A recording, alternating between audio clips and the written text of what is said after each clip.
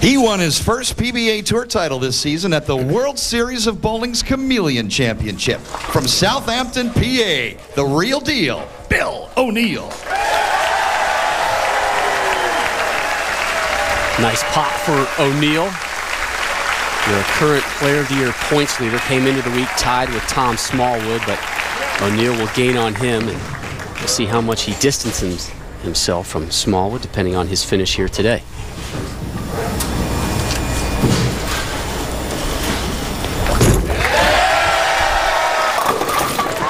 Good opening start for O'Neill. And up now, Ryan Schaefer.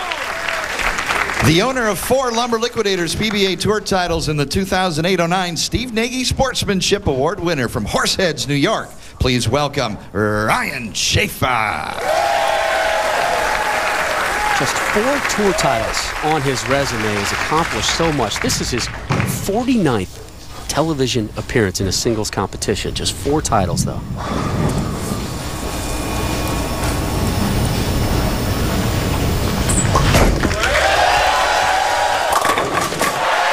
And guys, let me be so bold as to say, if there was ever a player to get into the Hall of Fame with just 4 titles, and there's not, it would be that man right there, Ryan Schaefer. I'd vote for him. He's had just a tremendous career. I think that's 3 second-place finishes in majors, 3 third-place finishes in majors.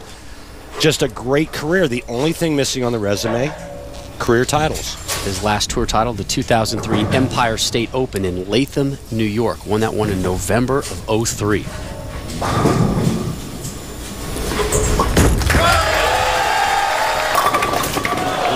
Almost a 7-10 there for a second. He probably doesn't enjoy when you keep bringing up the 4 titles. Yeah, well, but it's fact, and, you know, we always report the facts. You know, one thing, Bill, that you probably don't know about Ryan is that last season he was voted the Steve Nagy Sportsmanship Award winner, but I think it's only because his wife always bakes cookies for the other players. Really? That's all it took? Yeah. Huh. So maybe they should give the award to her. What kind of cookies? I think all kinds. Oh. Schaefer takes care of the 10-pin, remains clean through 2. And the real deal, Bill O'Neill, who, Bill, is your favorite for this event because of all the research you've done on his bowling this season. Which accounts to about a half hour ago. But he was listening to Jay-Z as he was warming up, which that's all it takes. Immediately swung me in his side. It's the little things. Yeah.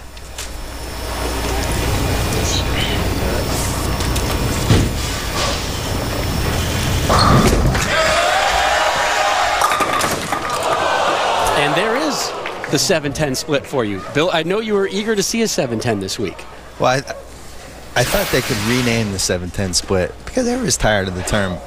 And I was thinking it would be a good area code, whatever the area code for 710 is. So I looked it up. And it's actually the area code of the federal government. So it doesn't work. It's the one area code that's not really an area code. I was hoping it would be like, I don't know, Shaker Heights or something. You could say, oh, the Shaker Heights. Trying to drop the federal government.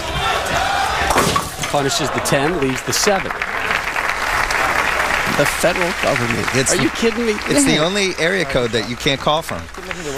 Time now for the Lumber Liquidators Know the Wood, and it's the Dick Weber oil pattern this week, Randy. And very similar to the Earl Anthony oil pattern a few weeks ago, 39 feet in length. And the only difference is a different oil was used this week. The area of play all week long was in, but we're already seeing players playing farther right than they did all week. 1-300 game and no lefties in the top 24. Way right of target was O'Neill there. Randy, what do you have to do to get an oil pattern named after you? I'm not sure. I'll have to look into that, Bill. This one just a little wide of target, and there is absolutely no friction in the outside part of the lane. And that was one of the things that kept the scores low all week long, was the fact that, you know, this isn't league bowling. If you miss wide of target, you don't have the dry boards to get the ball to funnel back to the pocket.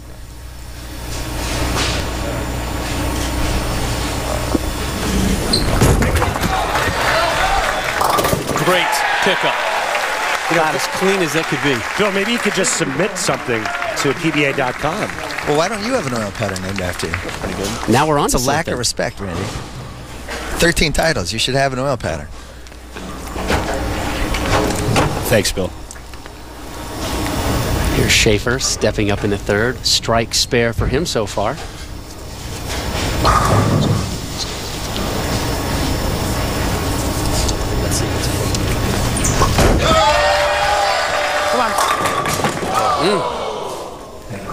amazing how that happens after practice. Well, that ball there just finishes a little late, leaving the week 10. Ryan Schaefer, all 3 shots in the pocket. The big difference right now is the pocket 710 in the second frame by Bill O'Neill.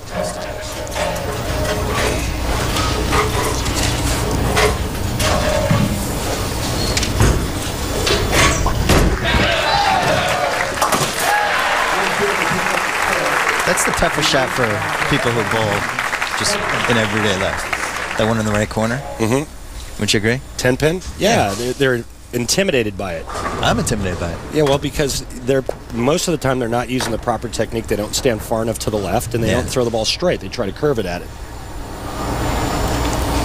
What was your high gain, Bill, by the way? 199. It's a sore subject. Yeah. What happened? Did you gack it in the 10th? Yeah, I had a 191 going in the 10th frame. Oh, my. And 2 pins. Threw it right between them. At least it's not haunting you anymore. It still is. Push!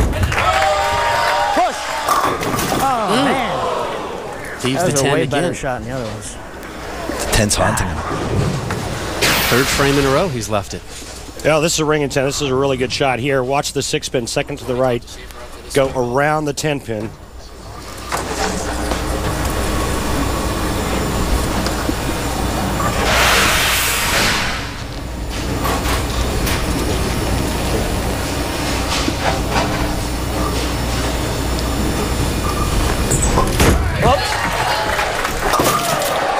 Puts on the skinny jeans to knock that one down. Ryan, 3 frames in a row, you left the 10 pin. What are you seeing out there?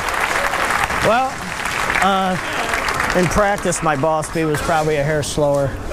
You know, you get adrenaline going. When you start the match, you probably threw it a little too hard. Ryan joining us courtesy of PBA Inside Angle. And when we return, we talk about the superstitious nature of that man, our number 4 seed, Ryan Schaefer. This is the PBA on ESPN.